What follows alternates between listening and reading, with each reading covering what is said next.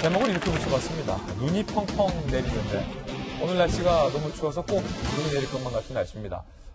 송초로 시장이 이번 사건과 관련돼서 본인의 심경을 간접적으로 표현한 말이기도 합니다.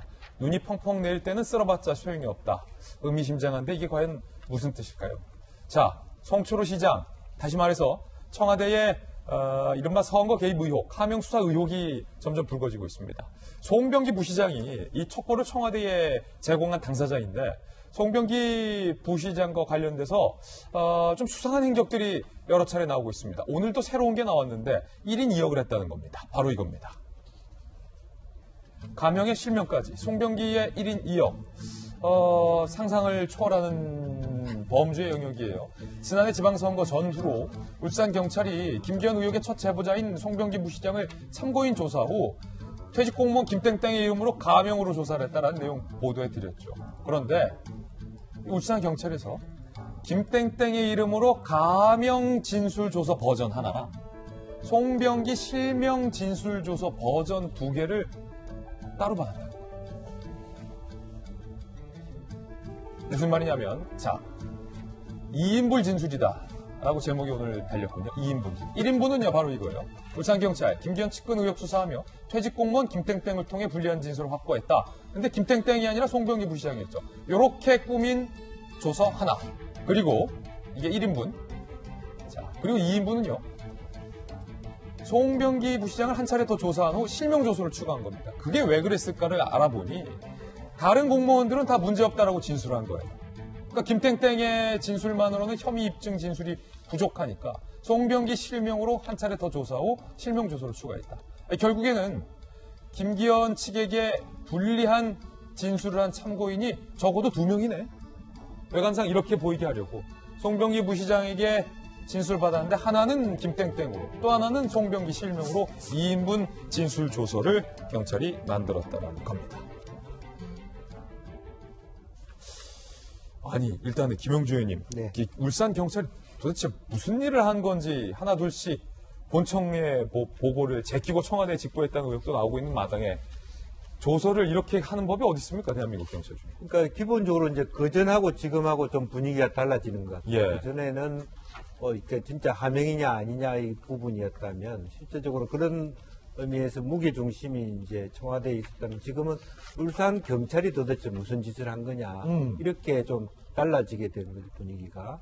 사실 어쩔 수 없이 조사를 한 거냐 아니면 좀 더 적극적으로 자기네들이 뭔가를 더 다시 재가공했느냐의 문제가 여기서 불거지는 것 같아요. 그러니까 기본적으로 여러 가지 어떤 이 사건을 만들어감에 있어서 이제 이러한 사건이 갖고 있는 것이 사실은 이제 위에서의 압력에 의해서 좀 더 보강 수사를 하다 보니까 조사하는 내용이 실질적으로 현직 공무원들은 아마 입을 안 열 가능성이 많고 그런 퇴직 공무원으로서 또 이 송병기 역시 어떤 말하자면 교통 건설국장에 있다가 또 울산 발전연구원에 있다가 또 퇴직을 했기 때문에 1인 2역을 하게 함으로써 조금 더 말하자면 위의 선에서 누군지는 모르겠습니다만은 본청이든 아니면 청와대든 조금 더 신뢰성 있는 보강 조사를 했다라고 하는 그런 어떤 의미에서 이런 부분들이 나온 거 아닌가 그렇게 생각할 수밖에 없을 것 같아요. 아니 김정 장관님 이거 경찰이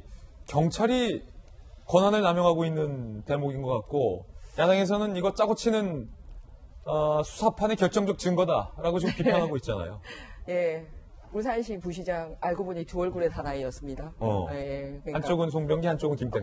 그렇죠. 두 얼굴을 가지고 살고 있으니까 과연 그때만 두 얼굴로 살고 있는지 지금도 여전히 두 얼굴로 살고 있는지 기자회견을 보면서 상당히 좀 의심스러웠다는 말씀을 드립니다. 뭐냐하면 김모 씨로 진술을 했었는데 그 김모 씨 이외에 다른 공무원들은 아무도 김기현 시장에 대해서 불리한 진술이 나오지 않는 거예요. 문제가 없다 이런 진술을 경찰이 그러니까 그럴 경우에 수사를 계속하기가 굉장히 힘들거든요. 그러니까 김모 씨는 따로 있고 또 나쁜 진술을 하는 송 부시장이 따로 있는 것처럼 보이려고 가명 진술 하나 따로 받고 실명 진술을 받지 않았나라는 의심이 든다라는 거죠. 경찰이 일을 막 했네요.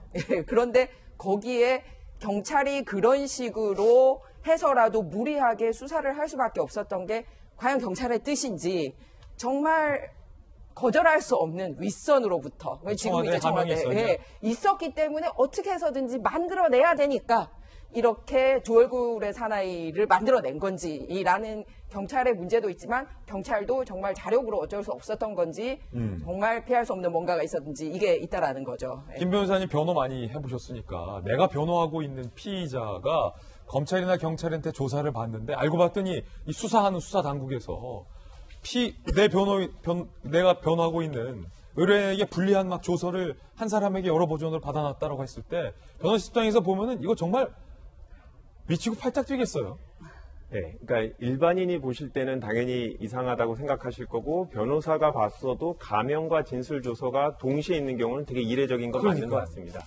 다만 저는 이제 법률적으로만 좀 설명을 드리면 가명 진술 조서도 본인이 결국 법정에 출석을 해서 신분을 밝히고 반대 신문을 받아야지만 증거 능력이 있습니다. 그래서 가명이든 실명이든 결국은 송병기 부시장이 이제 법정에서 출석해야 되기 때문에 재판 과정에서는 하나의 진술로 합쳐질 수밖에 네. 없는 거고요, 법률적으로. 그다음 두 번째, 이 가명 진술 조서를 받는 것은 이 범죄 신고자 보호법에 따라서 이제 법적으로 허용되는 거고, 그 신원 인적 사항이 드러나지 않게 하기 위해서 가명 진술 조서를 받도록 법도 허용하고 특정 법률이 아니더라도 이 판례도 그거를 허용하고 있는데요. 과연 그런데 굳이 나중에 가명으로 그러면 계속 받으면 되지 왜 실명으로 전환했는가? 그 사이에 혹시 그러니까. 보복받을 우려가 없어진 특별한 사정이 있었는지 예. 아니면 다른 목적이 있었는지는 뭐 수사당국이 아닌 이상 제가 파악하기는 좀 어려운 상황인 것 같습니다.